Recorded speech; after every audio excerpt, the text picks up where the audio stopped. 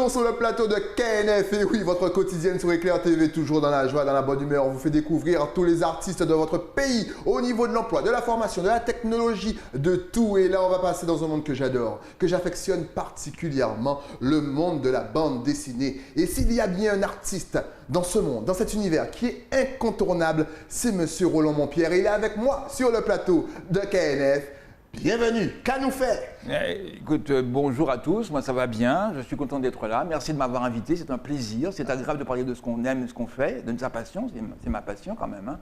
Et c'est une passion qui a commencé longtemps de cela quand j'étais tout jeune à Paris, Ouais. et que je suis venu porter ici en Guadeloupe au moment où je me suis installé. Parce que tu as grandi là-bas, justement. J'ai grandi, je suis né à Paris, j'ai grandi à Paris. Et tu es rentré chez toi. Et je suis rentré chez moi, mais c'est très bizarre parce que j'ai eu plusieurs appels de la Guadeloupe. Ouais. Parce que ma mère, quand j'avais 20 ans, est partie travailler ici, en Guadeloupe. Elle a trouvé du travail, elle s'est placée ici.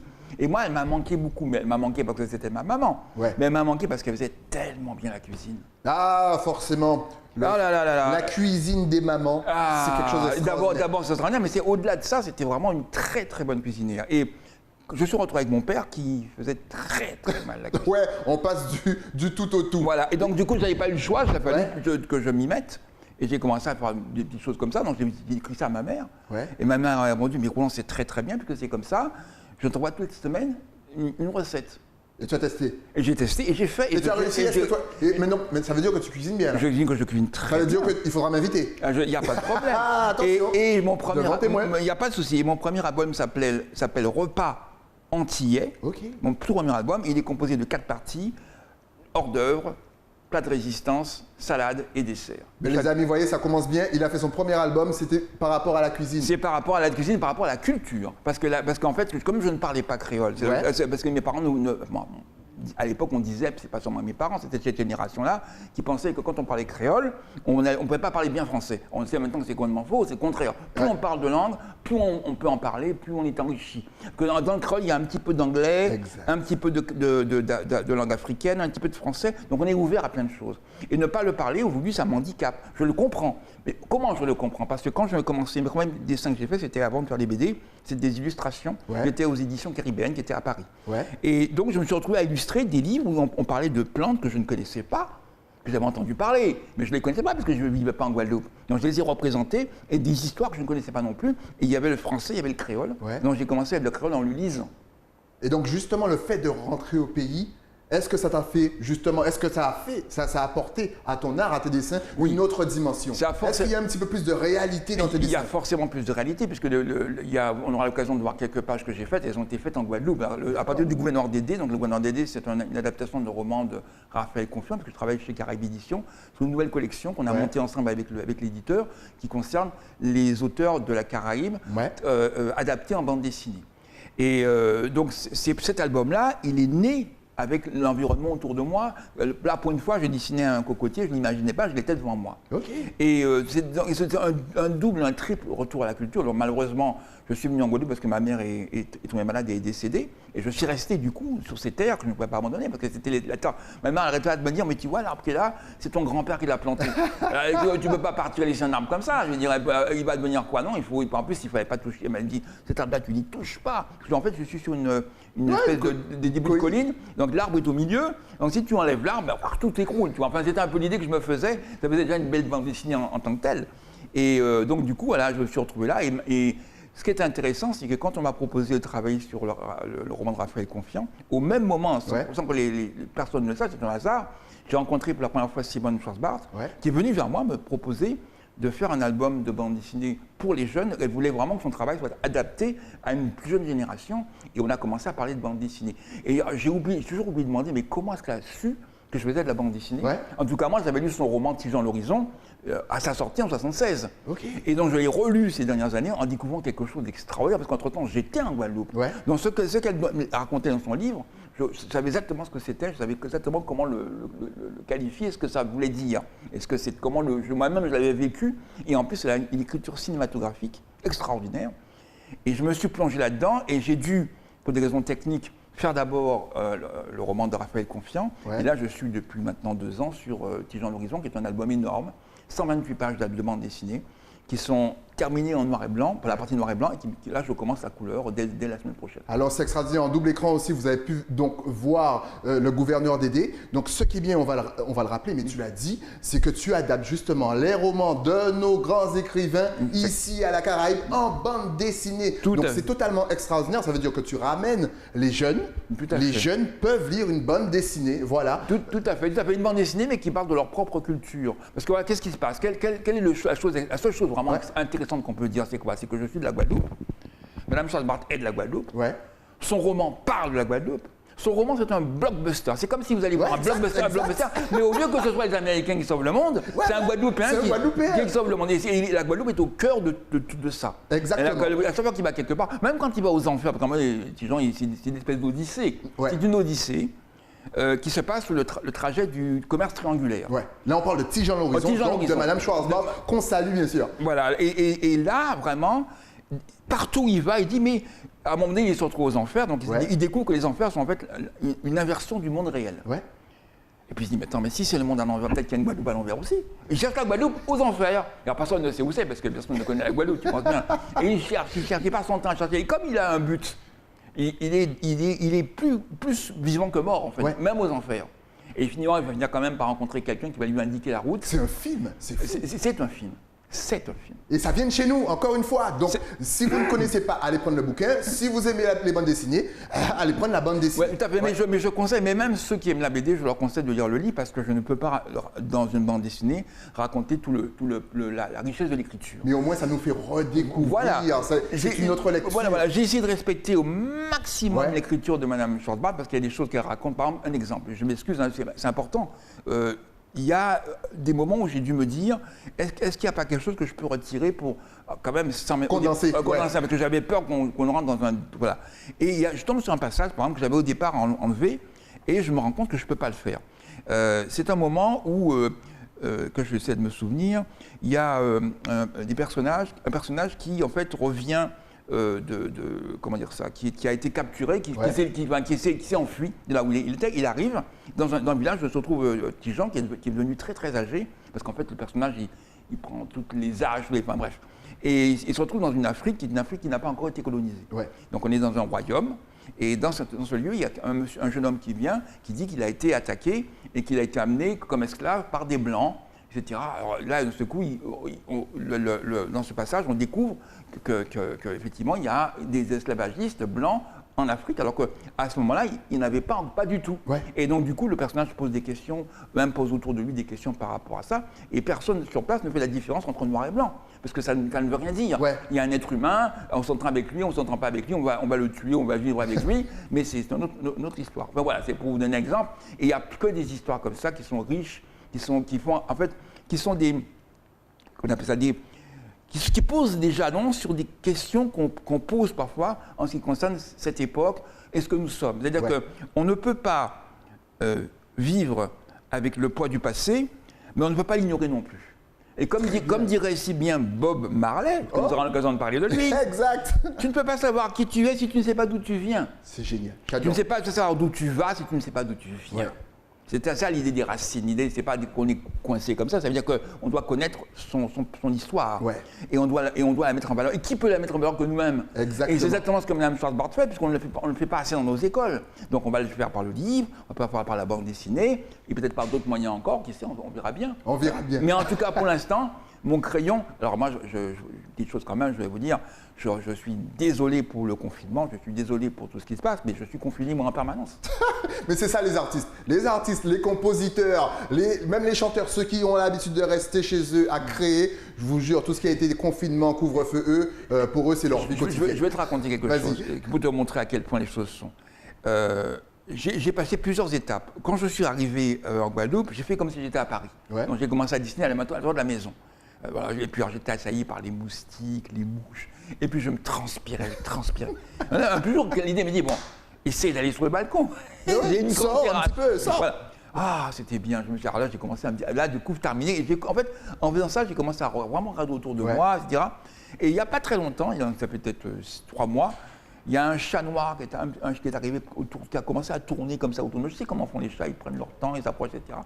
Et c'est tellement voyant que j'étais très très longtemps immobile. Ouais. Elle s'est sentie rassurée, elle s'est rapprochée beaucoup de moi. Ouais. Et maintenant, elle est un peu comme une chatte de dessinateur, c'est une chatte en plus, comme une chatte de dessinateur, alors qu'elle s'assoit et elle me regarde dessiner. C'est extraordinaire. Donc, tu as trouvé une petite compagne, tranquille, limite une muse. Je n'ai rien demandé, hein. Elle est arrivée toute seule, elle s'est installée, et de temps en temps, elle fait ses petites affaires, elle s'en après, va, elle elle revient revient, elle demande des câlins quand même. Ouais. Et de temps en temps, comme tous les chats de dessinateurs, elle te monte sur les genoux, elle voit que tu es concentré sur le patron, elle monte sur la page, parce que c'est ça, elle veut pas te donner. C'est ça la magie de la Guadeloupe. Voilà. Mais tu as dit un mot tout à l'heure, un nom plus précisément, qui m'a plu et je suis sûr qu'il a plu aux téléspectateurs, c'est Bob Marley. Oui, tu as fait des illustrations sur la vie de Bob Marley. Alors, j'ai fait une série de trois albums sur Bob Marley. Le premier est sorti en 1988, je crois, toujours pareil, aux éditions caribéennes. Donc là, on voit la vie de Bob Marley. La vie de Bob Marley, c'était vraiment le premier album que je faisais sur lui. C'était la première fois que je faisais une biographie sur un personnage aussi important.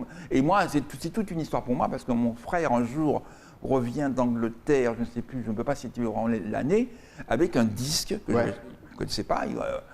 Je mets le disque et tout, j'écoute cette musique, il me saisit, mais qu'est-ce que c'est? Mais qu'est-ce que c'est? Et il me dit, mais ça vient de Jamaïque, c'est Bob Marley, je ne connaissais pas du tout. Et après, je suis devenu fan de ça, et j'ai commencé, en plus, c'était en anglais, donc c'était pas évident, il a fallu vraiment que j'essaie de rentrer là-dedans. Et puis, un jour, j'étais en train de bosser pour un magazine mensuel, on cherchait une BD, et là, encore j'avais eu l'occasion d'évoquer Bob Marley, on m'a dit, mais tiens, fais une BD sur Bob Marley. Ouais, super. Banco. Et après, c'est comme ça que ça a commencé. Ouais. Et ensuite, quelques années plus tard, j'ai découvert que les informations que j'avais reçues pour faire cette histoire, qui venaient de journaux à l'époque comme Rock and Folk, Bell, etc., elles étaient fausses. Okay. Parce que les journalistes à l'époque, je suis désolé de le dire, mais c'est vrai, traduisaient les textes mal en anglais et les écrivaient tels quels avec toutes les erreurs qu'on peut imaginer de traduction. Donc il a fallu que je fasse un tri là-dedans, que je revoie tout ça, et je me dis, j'ai eu la possibilité de refaire un album, donc j'en ai fait deux. Ouais. Le premier s'appelait La légende des Wailers, c'était la vie des musiciens ou les Wailers, le groupe des 3 musiciens, et le deuxième s'appelait La légende du lion, c'est Bob Marley tout seul. Bob Marley, star en soi. C'est vraiment 2 époques pour ces personnages. Parce que l'histoire de Marley, c'est l'histoire d'un garçon qui est métis tout à fait. Et qui choisit d'être noir. Ça, c'est très important, parce qu'un seul coup, il se dit « je suis noir ». D'abord parce qu'on me traite tel quel, donc il n'y a pas de raison que je ne revendique pas, et qui va le revendiquer, mais plus fort que n'importe qui. Et moi, ça a été important parce que à ce moment-là, je me suis dit « je ne peux pas faire un deuxième album sur ce personnage », aux éditions, j'étais à l'époque chez Albin Michel, puis je suis passé chez Glénat ensuite, sans aller en Jamaïque. Je suis allé à Kingston et sans savoir, j'ai croisé des musiciens que j'ai vu jouer et je ne savais pas que c'était ceux qui avaient joué avec mon frère. Parce que mon frère était musicien, il est décédé, il était musicien de reggae et ça a été le premier musicien français à enregistrer en Jamaïque. Il l'a fait avant Gainsbourg. Et il a fait un disque là-bas. Et sur son disque, c'est beaucoup plus tard, j'ai vu les noms, mais je le connais, je l'ai vu lui. Je me rappelle tout le temps un saxophoniste, non c'est un guitariste, c'est un saxophoniste. Un type extraordinaire, un type énorme, dans une voiture encore plus énorme que lui, et qui n'arrêtait pas de manger, mais qui jouait comme un dieu.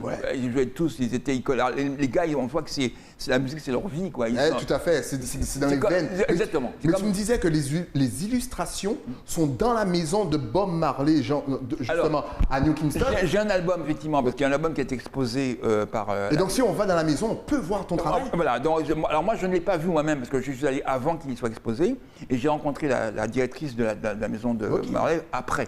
Lors d'une exposition, j'étais sur place, j'étais invité par l'Alliance française, l'ambassadeur, machin, il y a plein de gens qui sont venus, donc cette dame, et donc elle a pris un album, elle m'a dit, je vais le mettre dans son... Parce qu'en fait, ils mettent sur place tout ce qui a trait dans le monde à Bob Marley. Exactement. Et je suis le dernier dessinateur-auteur à pouvoir faire quelque chose sur Bob Marley comme ça, parce que maintenant, c'est une marque déposée, Bob Marley. Tu ne peux pas faire un truc comme ça...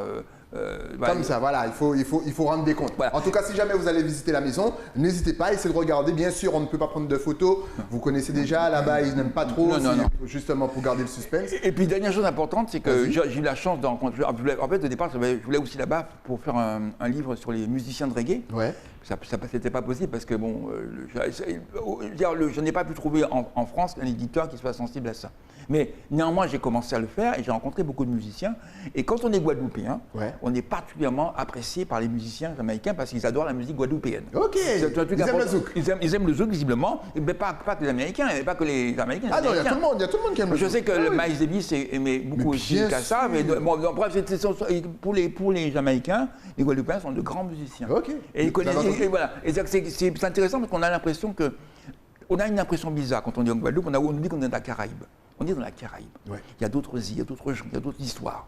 Et il se trouve qu'il y a des gens, quand tu fais quelque chose, qui regardent, qui voient, etc., partout, etc.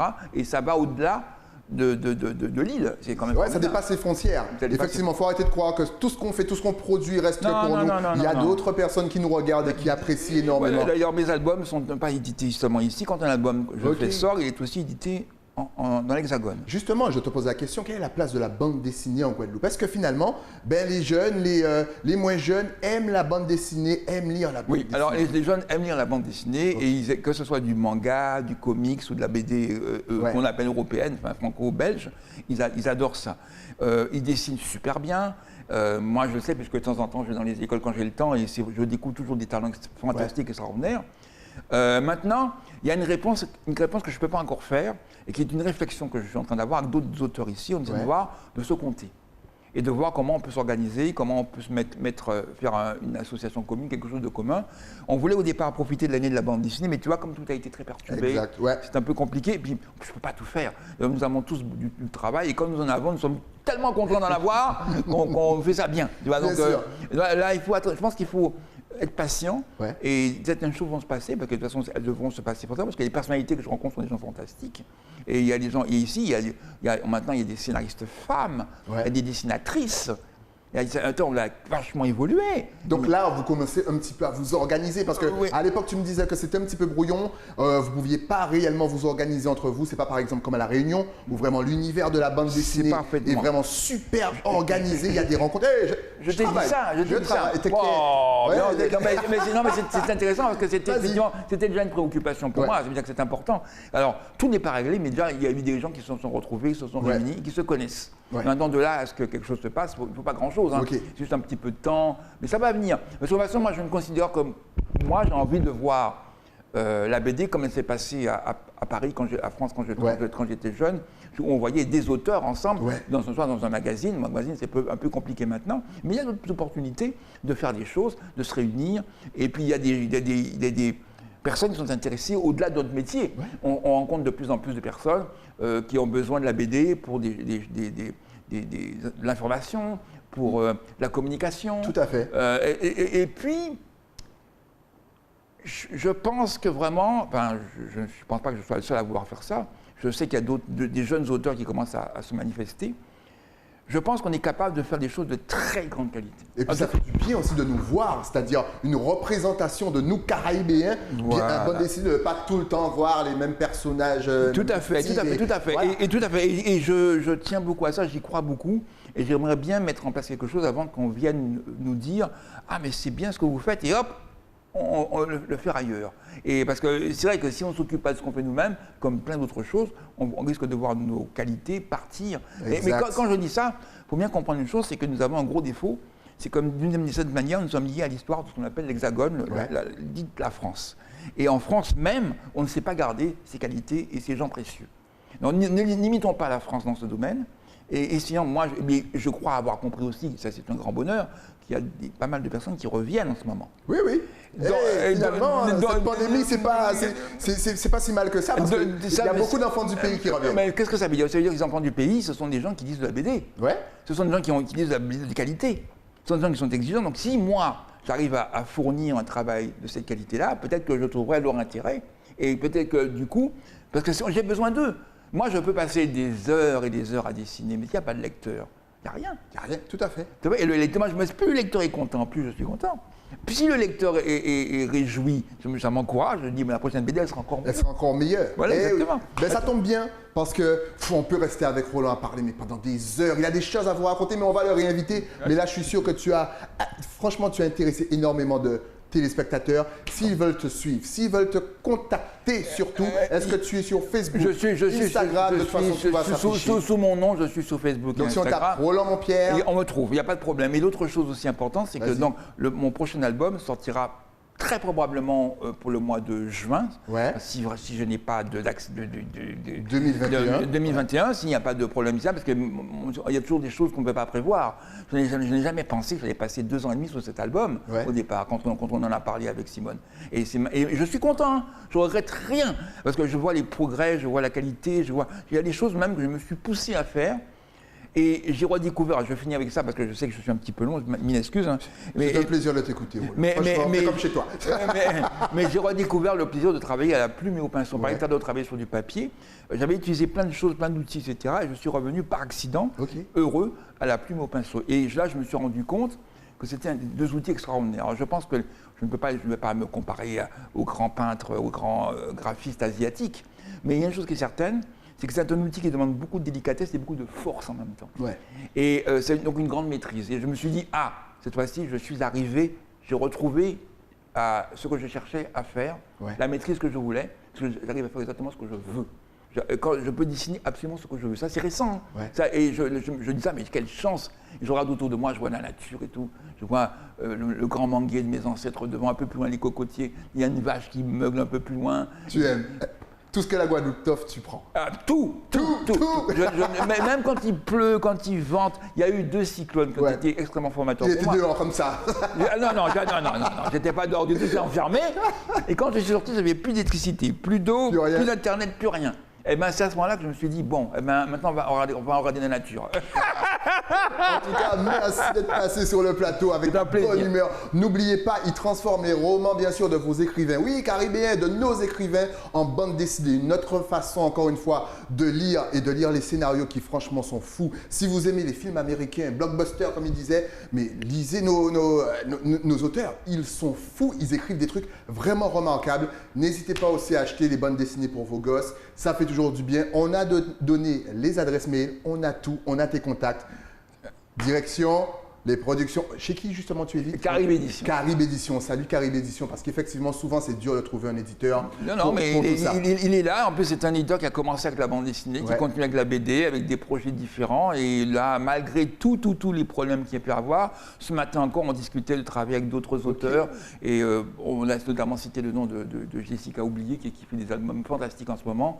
Notamment un que je me permets, même si c'est moi qui suis là, mais je me permets de parler d'elle parce que son travail est fantastique, Tropique Toxique, qui est un véritable reportage sur le chlordécone. Et quand même, et ça c'est quelque chose aussi, la BD c'est pas que pour rire, c'est pas que de l'aventure. Et en plus elle le fait avec élégance, avec qualité, avec humour, avec sensibilité, et c'est des témoignages.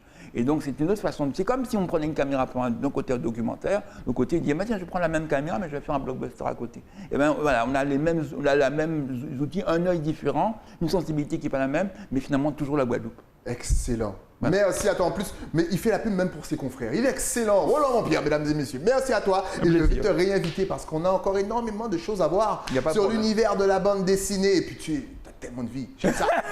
J'aime les gens dynamiques. Nous, on se retrouve bien entendu avec un nouvel invité. Mais ça, c'est après la pub. À tout de suite.